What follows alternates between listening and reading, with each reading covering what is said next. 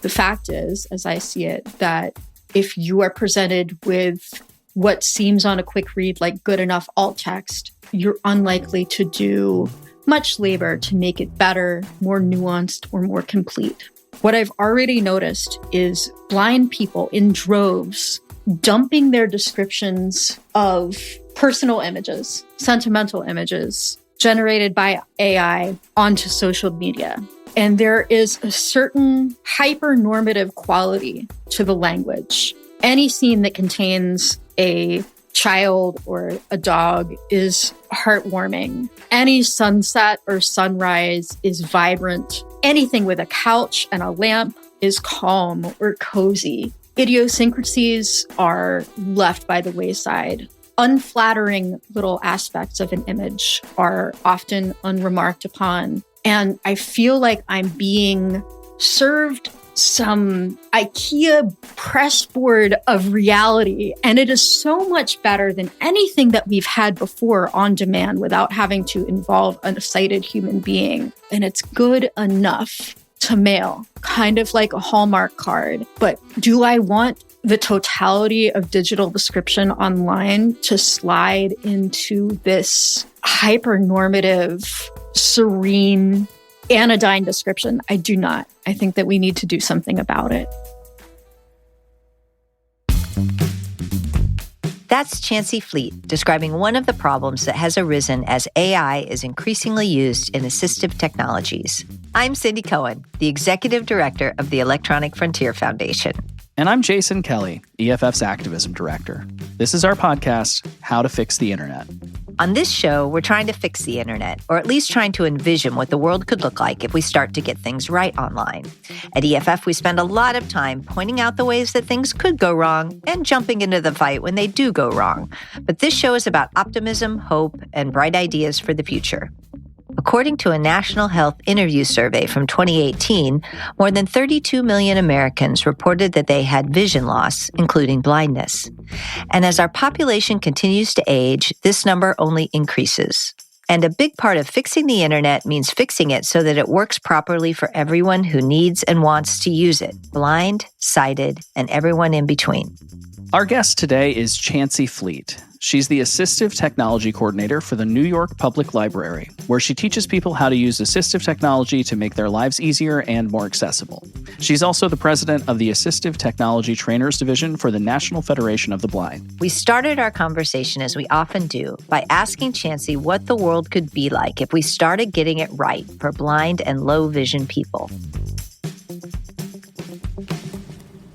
The unifying feature of rightness for blind and low vision folks is that we encounter a digital commons that plays to our strengths. And that means that it's easy for us to find information that we can access and understand. That might mean that web content always has semantic structure that includes things like headings for navigation, but it also includes things that we don't have much of right now, like a non-visual way to access maps and diagrams and images, because of course the internet hasn't been in text-only mode for the rest of us for a really long time. I think getting the internet right also means that we're able to find each other and build community, because we're a really low incidence disability. So odds are your colleague, your neighbor, your family members aren't blind or low vision. And so we really have to learn and produce knowledge and circulate knowledge with each other.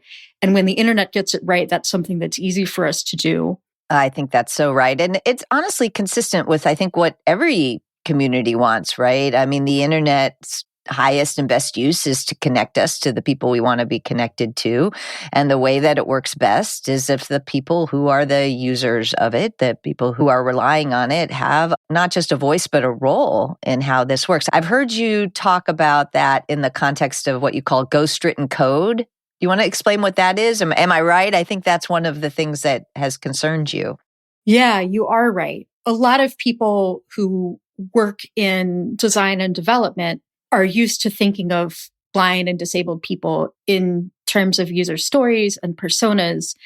And they may know on paper what the web content accessibility guidelines, for instance, say that a blind or low vision user or a keyboard only user or a switch user needs. The problems crop up when they interpret the concrete aspects of those guidelines without having a lived experience that leads them to understand usability in the real world. I can give you one example. A few years ago, Google rolled out a transcribe feature within Google Translate, which I was personally super excited about. And by the way, I'm a refreshable Braille user, which means I use a Braille display with my iPhone. And if you were running VoiceOver, the screen reader for iPhone, when you launched the transcribe feature, it actually scolded you that it would not proceed, that it would not transcribe until you plugged in headphones, because well-meaning developers and designers thought, well, VoiceOver users have phones that talk, and if those phones are talking, it's going to ruin the transcription. So we'll just prevent that from happening.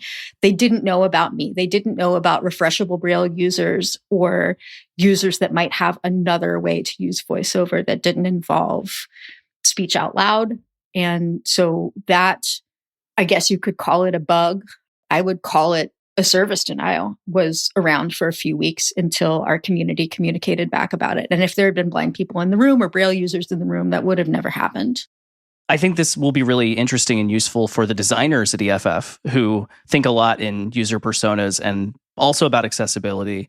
And I think just hearing what happens when you get it wrong and how simple the mistake can be is really useful, I think, for folks to think about inclusion and also just how essential it is to make sure there's more in-depth testing and personas, as you're saying.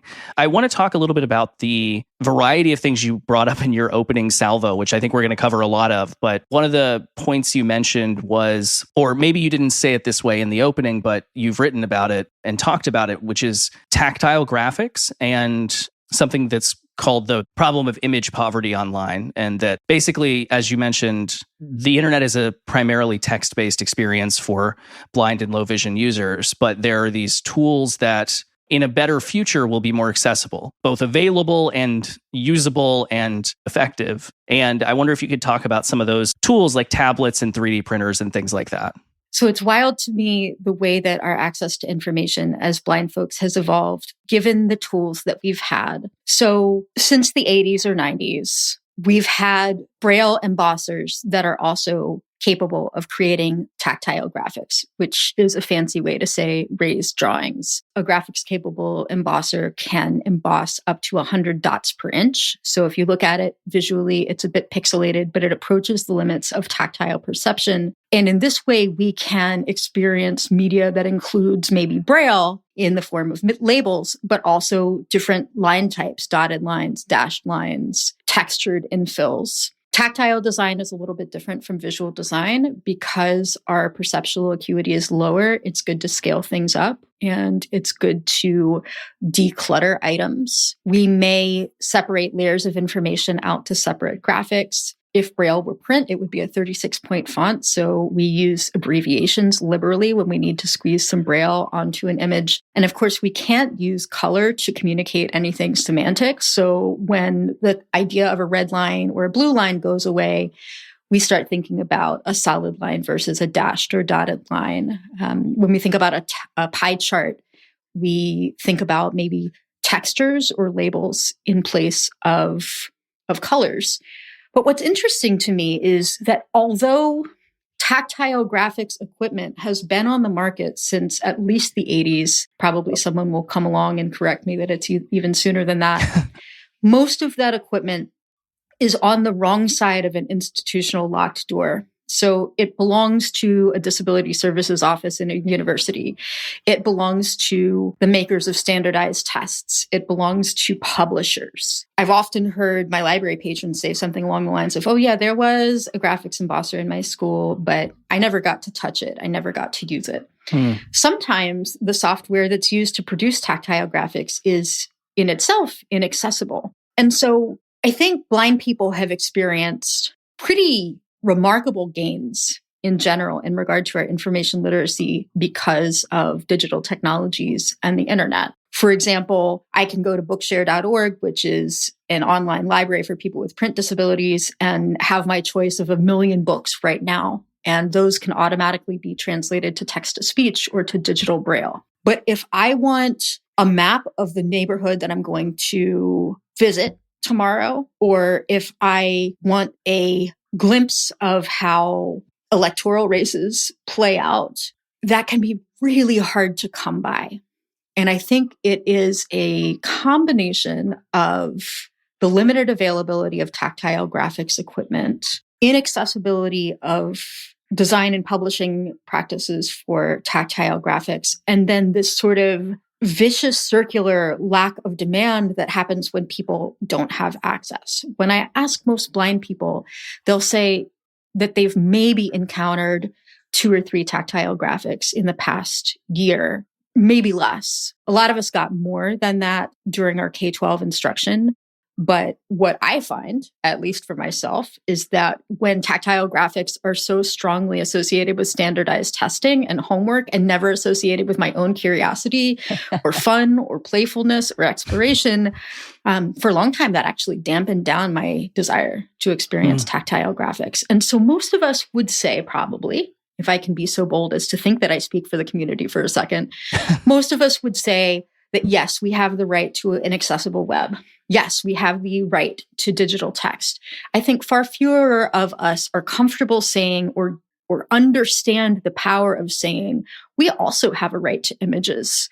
And so in the best possible version of the internet that I imagine, we have 3 things. We have tactile graphics equipment that is bought more frequently, and so there are economies of scale and the prices come down. We have tactile design and graphics design programs that are more accessible than what's on the market right now. And critically, we have enough access to tactile graphics online that people can find the kind of information that engages and compels them.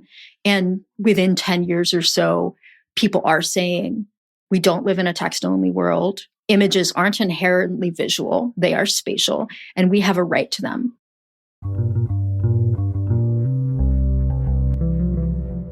I read a piece that you had written about the kind of importance of data visualizations during the pandemic and how important it was for that sort of flatten the curve graph to be able to be seen or touched in this case by as many people as possible. And that really struck me. But I also love this idea that we shouldn't have to get these tools only because they're necessary, but also because people deserve to be able to enjoy the experience of the internet. Right. And you never know when enjoyment is going to lead to something productive or when something productive you're doing spins out into enjoyment. Somebody sent me a book of tactile origami diagrams. It's a 4-volume book with maybe 40 models in it. And I've been working through them all. I can do almost all of them now. And it's really hard as a blind person to go online and find origami instructions that make any sense from an accessibility perspective. There is a wonderful website called accessorigami.com. Lindy Vandermeer out of South Africa does great descriptive origami instructions. So it's all text directing you step by step by step. But the thing is, I'm a spatial thinker. I'm what you might think of as a visual thinker. And so I can get more out of a diagram that's showing me where to flip dot A to dot B than I can in reading 3 paragraphs. It's faster, it's more fluid, it's more fun. And so I treasure this book. And unfortunately, every other blind person I show it to also treasures it and can't have it because I've got one copy. And I just imagine a world in which when there's a diagram on screen, we can use some kind of process to re-render it in a more optimal format for tactile exploration. That might mean AI or machine learning, and we can talk a little bit about that later. But a lot of what we learn about what we're good at, what we enjoy, what we want more of in life, we do find online these days. And I want to be able to dive into those moments of curiosity and interest without having to first engineer a 7-step plan to get access to whatever it is that's on my screen.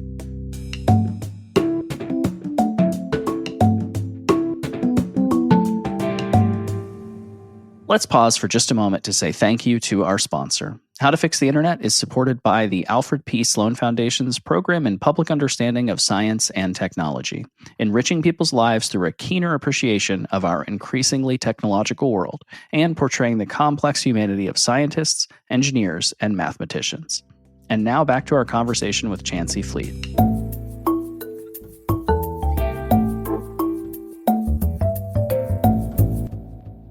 Let's talk a little bit about AI. I'd love to hear your perspective on where AI is going to be helpful and where we ought to be cautious. So if you are blind and reasonably online and you have a smartphone and you're somebody that's comfortable enough with your smartphone that like you download apps on a discretionary basis, there's a good chance that you've heard of a new feature in this app, Be My Eyes, called Be My AI. And it's a chat GPT with computer vision powered describer.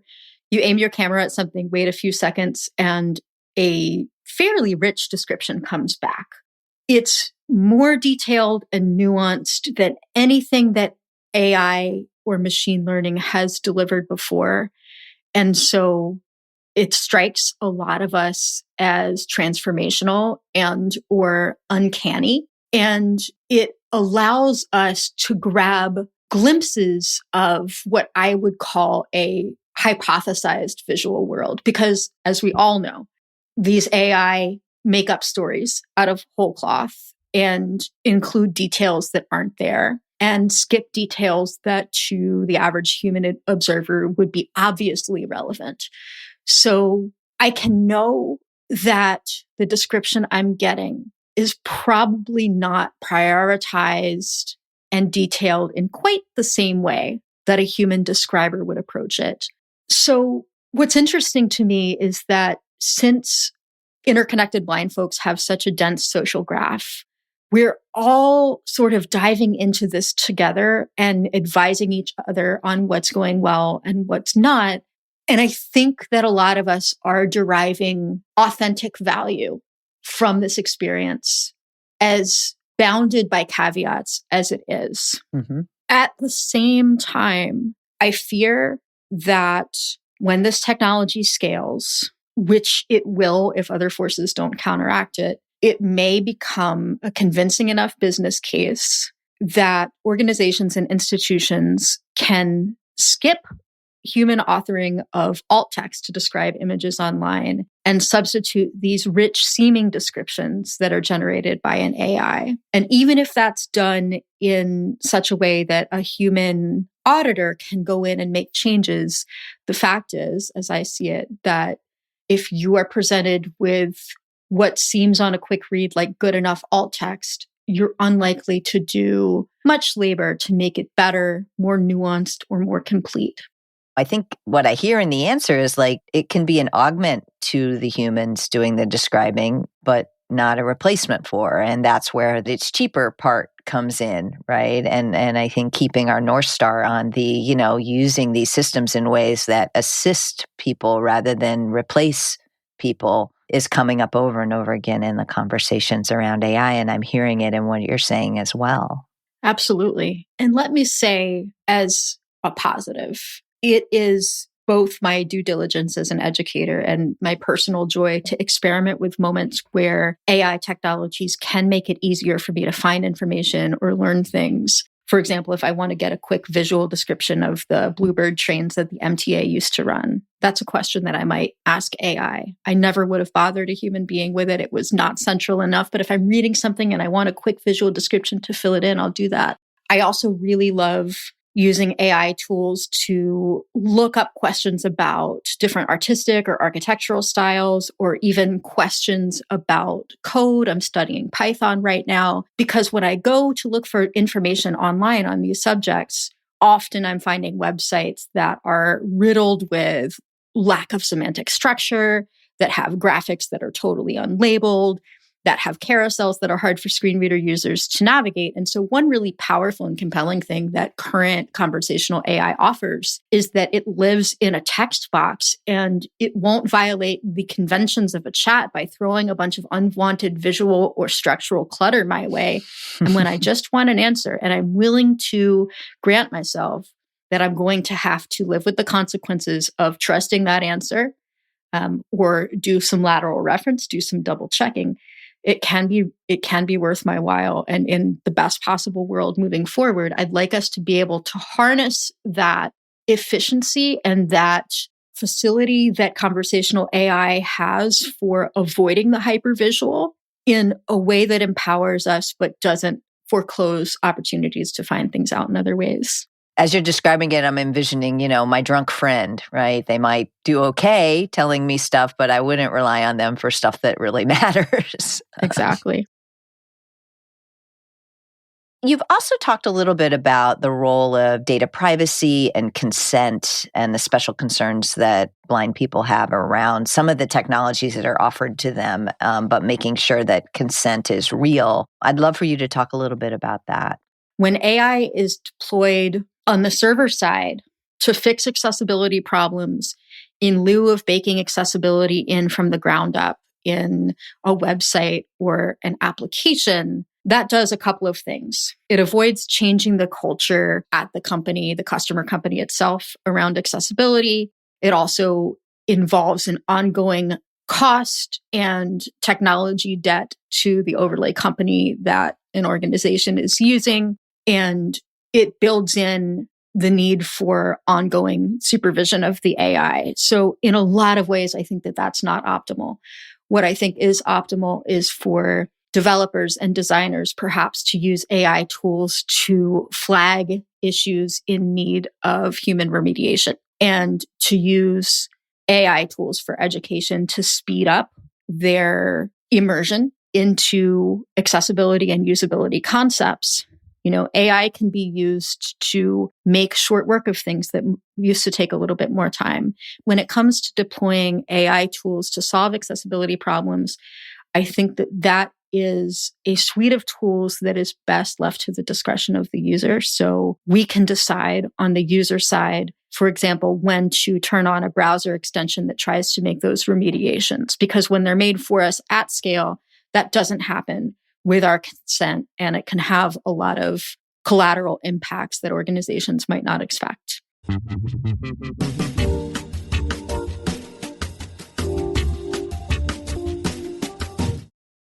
The points you're making about being involved in different parts of the process, right? It's clear that people that use these tools or that actually these tools are designed for should be able to decide when to deploy them. And it's also clear that they should be more involved, as you've mentioned a few times, in the creation. And I wanted to talk a little bit about that idea of inclusion, because it's sort of how we get to a place where consent is actually truly given.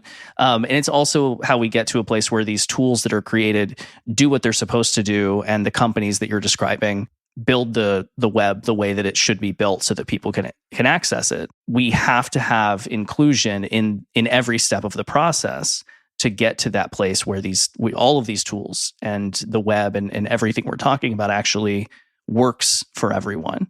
Is inclusion across the spectrum a solution that you see as well? I would say that inclusion is never a solution, because inclusion is a practice and a process. It's something that's never done, it's never achieved, and it's never comprehensive and perfect. What I see as my role as an educator when it comes to inclusion is meeting people where they are, trying to raise awareness among library patrons and everyone else I serve about what technologies are available and the costs and benefits of each, and helping people roadmap a path from their goals and their intentions to achieving the things that they want to do. And so I think of inclusion as sort of a guiding frame and a constant set of questions that I ask myself about what I'm noticing, what I may not be noticing, what I might be missing, who's coming in, for example, for tech lessons versus who we're not reaching, and how the goals of the people I serve might differ from my goals for them. And it's all kind of a spider web of things that add up to inclusion as far as I'm concerned. I like that framing of inclusion as kind of a process rather than an end state. And I think that framing is good because I think it really moves away from the checkbox kind of approach to things. Like, did we get the disabled person in the room? Check. Everybody has different goals and different things that work for them. And there isn't just one box that can be checked for a lot of these kinds of things. Blind library patrons and blind people in general are as diverse as any library patrons or people in general. And that impacts our literacy levels. It impacts our thoughts and the thoughts of our loved ones about disability. It impacts our educational attainment. And especially for those of us who lose our vision later in life, it impacts how we interact with systems and services. I would venture to say that at this time in the US, if you lose your vision as an adult, or if you grow up blind in a school system, the quality of literacy and travel and independent living instruction you receive is heavily dependent on the quality of the systems and infrastructure around you, who you know, and who you know who is primed to be a disability advocate or a mentor. And I see such different outcomes when it comes to technology based on those things. And so we can't talk about a best possible world in the technology sphere without also imagining a world that prepares people with the self-confidence, the literacy skills, and the supports for developing low-tech skills that are necessary to get everything that one can get out of even the most optimally designed technology. A step-by-step app for walking directions can be as perfect as it gets. But if the person that you're equipping with that app is afraid to step out of their front door and start moving their cane back and forth and listening to the traffic and trusting their reflexes and their instincts because they have been taught how to trust those things, the app won't be used and there will be people who are unreached. And so technology can only succeed to the extent that the people using it are set up to succeed. And I think that that is where a lot of our toughest work resides. We're trying to fix the internet here, but the internet rests on the rest of the world. And if the rest of the world isn't setting people up for success, technology can't swoop in and solve a lot of these problems. It needs to rest upon a solid foundation. I think that's just a wonderful place to close because all of us sit on top of what John Perry Barlow called meat space, right? And if meat space isn't serving us, then the digital world it can't solve for the problems that are not digital.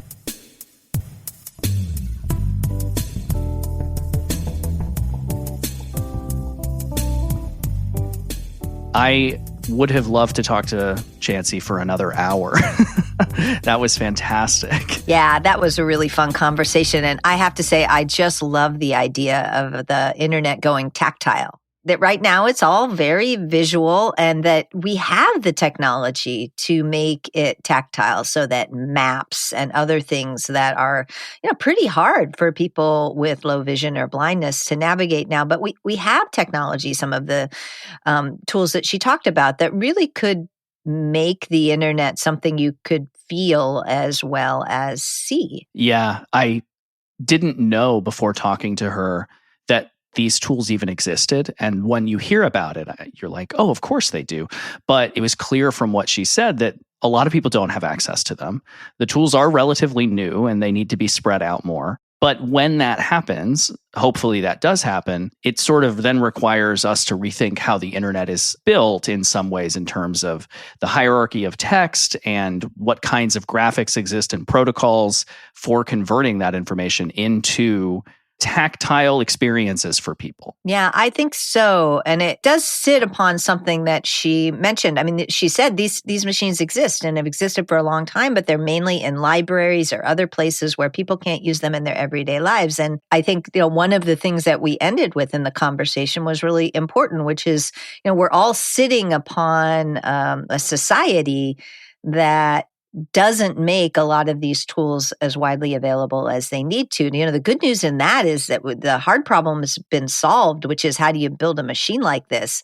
The problem that we ought to be able to address as a society is how do we make it available much more broadly? I use this quote a lot, but the future is here. It's just not evenly distributed. It seemed really, really clear in the way that she talked about these tools that most blind people have used once or twice in school, but then don't get to use in part of their everyday life. Yeah, the way I heard this was that we have this problem solved sort of at an institutional level where you can access these tools at an institution, but not at the individual level.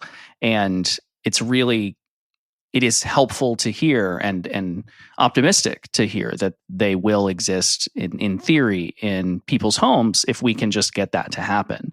And I think what was really rare for this conversation is that, like you said, we actually do have the technology to do these things. A lot of times we're talking about what we need to improve or change about the technology and how that technology doesn't quite exist or will always be problematic. And in this case, sure, the technology can always get better, but it sounds like we're actually at a point where we have a lot of the problems solved, whether it's using tactile tablets or creating ways for people to use technology to guide each other through places, whether that's through like a person through Be My Eyes, or even in some cases an AI with the Be My AI version of that. But we just haven't gotten to the point where those things work for everyone, and everyone has a level of technological proficiency that lets them use those things. And that's something that clearly we'll need to work on in the future. Yeah, but she also pointed out the work that needs to be done about making sure that we're continuing to build the tech that actually serves this community. And she, and they're talking about, ghost-written code and things like that, where, people who don't have the experience are writing things and building things based upon what they think the people who are blind might want. So, on the one hand, there's good news because a lot of really good technology already exists. But I think she also didn't let us off the hook as a society about something that we see all across the board, which is, we need to have the direct input of the people who are going to be using the tools in the building of the tools, lest we end up on a whole other path with things that other than what people actually need. And, this is one of the kind of old, what do they say? The lessons will be repeated until they are learned. This is one of those things where over and over again, we find that the need for people who are building technologies to not just talk to the people who are going to be using them, but really embed those people in the development is one of the ways we stay true to our goal, which is to build stuff that will actually be useful to people. Thanks for joining us for this episode of How to Fix the Internet. If you have feedback, we'd love to hear from you. Visit EFF.org/podcast and click on Listener Feedback. And while you're there, you can become an EFF member and maybe pick up some limited edition merch like t-shirts or buttons or stickers, and just see what's happening in digital rights this week and every week. This podcast is licensed Creative Commons Attribution 4.0 International and includes music licensed Creative Commons Attribution 3.0 Unported by their creators. In this episode, you heard Probably Shouldn't by Jay Lang, Common Ground by Airtone, and Klaus by Skill Borrower. Our theme music is by Nat Keefe of Beatmower with Reed Mathis, and How to Fix the Internet is supported by the Alfred P. Sloan Foundation's Program in Public Understanding of Science and Technology. We'll see you next time. I'm Jason Kelley. And I'm Cindy Cohen.